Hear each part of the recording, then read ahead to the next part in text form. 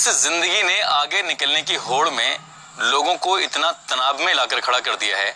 वो हर वक्त स्ट्रेस में रहते हैं। घर में हो तो सुकून नहीं, ऑफिस में हो तो सुकून नहीं, दोस्तों के बीच हो तब भी सुकून नहीं। सुकून तलाशने की कोशिश तो करते हैं मगर आसानी से मिलता नहीं है। अब ये सुकून कैसे मिले? किसी को अपने छोटे भाइयों की पढ़ाई की चिंता है, तो किसी को घर की जिम्मेदारियां, किसी को बहन की शादी करनी है, तो किसी को अपना घर बनाना है। इस तरह की न जाने कितनी चिंताएं हैं इंसान के अंदर, और वो चिंताएं कैसे खत्म हो, कई बार इसी उधेड़बुन में उसका समय गुजर जाता है। आज की कहानी में कुछ ऐसा ही होता है। दो अलग अलग पक्ष होते हैं, दोनों ही अपना स्ट्रेस खत्म करना चाहते हैं, मगर स्ट्रेस खत्म करने के चक्कर में एक व्यक्ति की जान चली जाती है। आदाब, नमस्कार, सत श्री अकाल। मैं उस्मान सैफी। आज की जो सच्ची घटना मैं आपको सुनाने जा रहा हूँ, ये सच्ची घटना है मध्य प्रदेश के इंदौर की। दरअसल इंदौर का एक इलाका है महालक्ष्मी नगर MR3। यहाँ पर 5 दोस्त होते हैं जिनका नाम है मोहित, हेमराज, जितेंद्र, सतीश और देवांशु मिश्रा। पहले तो ये महानगर लक्ष्मी MR3 में जमकर शराब पीते हैं, एक दूसरे का दर्द बांटते हैं, और यहाँ से शराब पीने के बाद एक पंजाबी ढाबे पर जाते हैं, और पंजाबी ढाबे पर जाने के बाद ये वहाँ पर खाना खाते हैं। ये बात है 6 अक्टूबर के रात लगभग 1:30 बजे के आसपास। काफी नशा हो चुका था। अब इन्होंने एक फैसला लिया कि हम लोगों को अपने अपने घर चले जाना चाहिए, क्योंकि रात बहुत ज्यादा हो चुकी है। 5 दोस्त खाना खाने के बाद अपनी अपनी दिशाओं में चले जाते हैं। इसमें सतीश यादव और उसका दूसरा दोस्त देवांशु मिश्रा ये स्कूटी पे सवार होकर अपने कमरे पर चले जाते हैं। इनका कमरा होता है महालक्ष्मी नगर सेक्टर R के इलाके में। वहां जाकर ये दोनों अपने अपने कमरे में जाकर सो जाते हैं। अगले दिन यानी कि 7 अक्टूबर को जैसे ही सतीश यादव की आंख खुलती है तो वो अपने दोस्त को देखकर उसकी चीख निकल जाती है और वो जोर जोर से चिल्लाने लगता है। उसकी चीख पुकार सुनने के बाद आसपास के लोग भी उसके कमरे की तरफ दौड़ते हैं और देखते हैं आखिर हुआ है तो क्या हुआ है। देखते हैं तो देवांशु मिश्रा खून से लथपथ पड़ा हुआ है। उसका बेड पूरी तरह से खून से सना हुआ था। हुआ क्या है वो खुद भी नहीं समझ पा रहा था, क्योंकि रात वो पार्टी करके जो आया था उसको नशा इतना था कि उसे कुछ धुंधला धुंधला सा याद था कि कुछ तो हुआ था।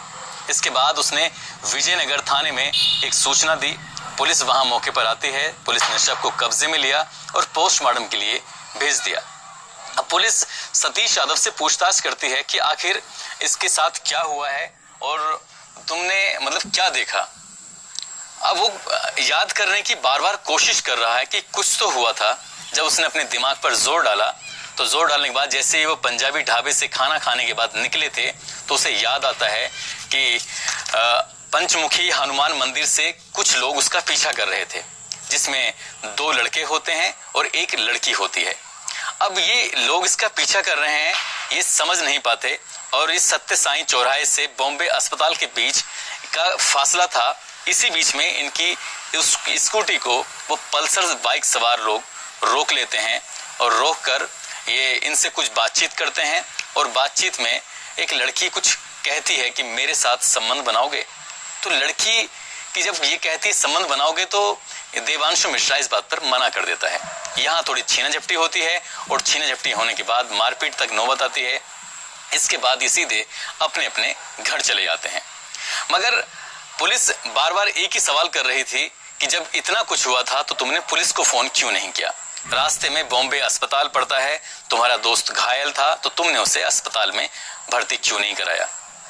पुलिस ने जब उससे और पूछताछ की कि तुम क्या करते हो, तो उसने कहा साहब मैं रियल एस्टेट कंपनी में कर्मचारी हूँ, और उनका दोस्त जो मर चुका था वो रियल एस्टेट कंपनी में एक अच्छी नौकरी पर था।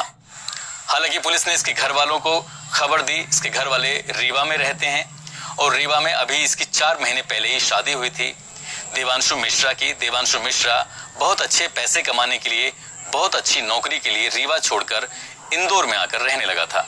उसका एक ही सपना था कि वो अपने घर वालों के लिए कुछ करना चाहता है, अपने बच्चों के लिए कुछ करना चाहता है। हाल ही में शादी हुई है, अपनी पत्नी के लिए कुछ करना चाहता है। इसीलिए पहला प्लान उसका यही था कि मैं अकेला रहूंगा, उसके कुछ दिन के बाद अपनी बीवी को साथ लाकर रहूंगा। मगर उसकी प्लानिंग परवान नहीं चढ़ सकी, उसकी प्लानिंग अधूरी ही रह गई, क्योंकि अब उस दुनिया में नहीं है। पुलिस ने जब ये कहानी सुनी सतीश यादव से तो शुरुआत में पुलिस को यकीन नहीं हो रहा था और उस हनुमान मंदिर से लेकर महालक्ष्मी आर सेक्टर तक जितनी भी मोटरसाइकिल आई हैं गई हैं उन सभी मोटरसाइकिलों को पुलिस ने खंगालना शुरू कर दिया।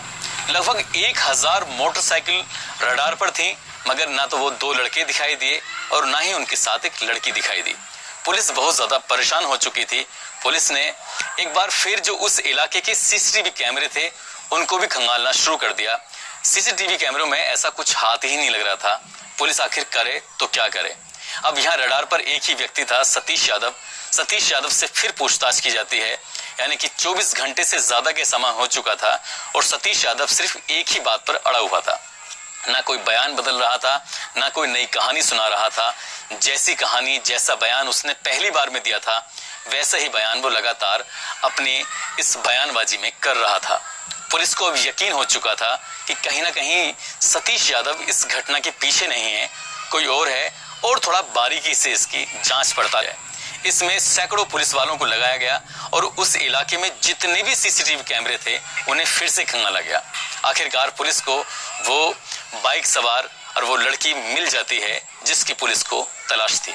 उसी हनुमान मंदिर से उसका पीछा करते हुए स्कूटी का 3 लोग एक बाइक पर जा रहे हैं और ये सत्य साईं चौराहे से बॉम्बे अस्पताल मार्ग पर उसका पीछा करते करते जहां उसका कमरा है उसके काफी नजदीक तक वो बाइक पहुंचती है और वो रोक लेते हैं। ये पूरा वाकया सीसीटीवी कैमरे में कैद हो चुका था। यहाँ पर मारपीट भी होती है और मारपीट में ही उसको कुछ ऐसी चोट लग जाती है, ऐसे धारदार हथियार से हमला किया जाता है कि जिससे क्या उसकी जान चली जाती है। अब सवाल यही था कि आखिर ये पल्सर बाइक पर 3 लोग कौन थे, कौन थी वो लड़की। इसके बाद पुलिस ने सोशल मीडिया का सहारा लिया, आसपास के थानों का सहारा लिया, जितने भी उस इलाके के बदमाश थे उनका सहारा लिया। सभी से पूछताछ शुरू कर दी जाती है और फिर पुलिस ने लगभग 1000 लोगों को रडार पर लेने के बाद धीरे धीरे उनके पास तक पहुंचना शुरू कर दिया। पुलिस का अब एक निशाना था, वो थे जो नशा करने वाले लोग थे, ड्रग्स लेने वाले लोग थे। पुलिस ने ऐसे लोगों की सूची बनाई और ऐसी सूची में लगभग 50 लोगों के नाम सामने आते हैं। पुलिस ने 50 नशेड़ी पकड़े और 50 के 50 नशेड़ियों को उसने सतीश यादव के सामने लाकर खड़ा कर दिया, मगर सतीश यादव उनमें से किसी को भी पहचान नहीं पाया कि आखिर उनमें से कौन थे। पुलिस ने फिर एक बार और कोशिश की, अपने खबरियों को लगाया और पुलिस को एक अल्लू नाम का व्यक्ति मिल जाता है और उसका एक दोस्त था आलिम। आलिम और अल्लू जैसे ही पुलिस की गिरफ्त में आते हैं, इन्हें आजाद नगर से गिरफ्तार किया गया था।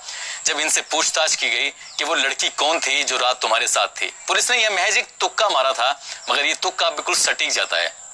वो कहते हैं साहब ये लड़की नहीं थी बल्कि जोया नाम की किन्नर है। जैसे ही पुलिस ने कहा किन्नर है तो पुलिस की भी रोंगटे खड़े हो जाते हैं। पुलिस उसको भी गिरफ्तार कर लेती है और जब सामने लेके आती है तो वाकई वो खूबसूरत किन्नर थी। उस खूबसूरत किन्नर ने अपना जेंडर चेंज कराया था। अब वो किन्नर नहीं थी, अब वो लड़की थी। उस लड़की की शादी हो चुकी थी, एक लड़के से, शाहिद नाम के लड़के से निकाह हो चुका था। खुशहाल जिंदगी जी रही थी, मगर उसको एक शौक था नए नए लोगों से दोस्ती करना, उनके साथ रातें बिताना। उस रात भी वो रात बिताने के लिए ही, अपना स्ट्रेस दूर करने के लिए ही एक लड़के की तलाश में थी और वो लड़का था देवांशु मिश्रा। दोनों ने पीछा किया और जैसे ही स्कूटी के पास पहुंचे तो उन्होंने एक डिमांड की थी कि क्या आप मेरे साथ रात बिताओगे, मगर देवांशु को ये बात कुछ अटपटी लगी। आखिरकार कोई महिला एक व्यक्ति से ऐसे कैसे बोल सकता है, वो भी जब 4 लोग मौके पे मौजूद हों। तो देवांशु को वाकई ये अटपटा लगा था। देवांशु ने मना किया। दोनों बाइकें साथ चल रही हैं, यानी कि स्कूटर एक तरफ चल रही है जिसमें सतीश यादव और उसका दोस्त बैठा हुआ है, उधर आलिम, अल्लू और ये जोया बैठी हुई थी अपनी बाइक पर। बाइक साथ साथ चल रही है और वो डिमांड कर रही है।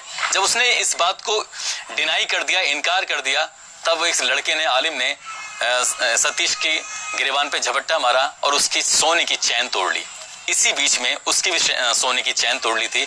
अब ये रुक जाते हैं और सड़क के बीचों बीच इन लोगों के बीच हाथापाई शुरू हो जाती है और हाथापाई शुरू होने के साथ ही इसके इशारे पर, मतलब जोया के इशारे पर ही आलिम और अल्लू ने उस पर हमला बोल दिया। उनके हाथ में धारदार हथियार थे और धारदार हथियार से उन्होंने इतने वार किए बेहिसाब, मगर वो नशे में था इसलिए समझ नहीं पाया।